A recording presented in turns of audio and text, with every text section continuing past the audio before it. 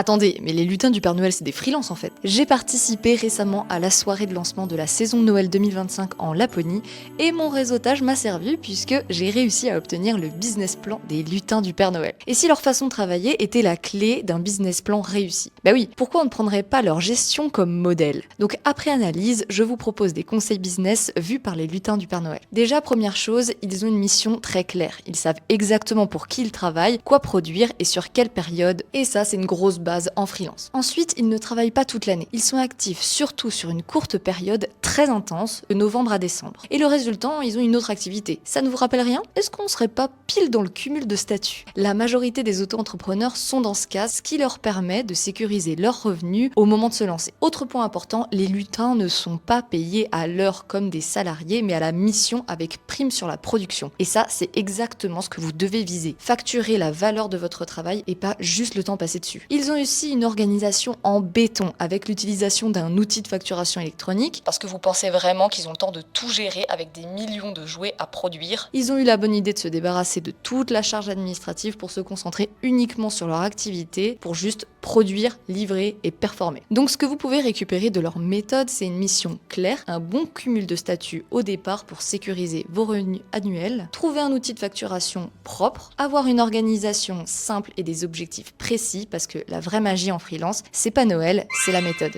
Abonnez-vous si vous voulez comprendre le business plan des plus grands.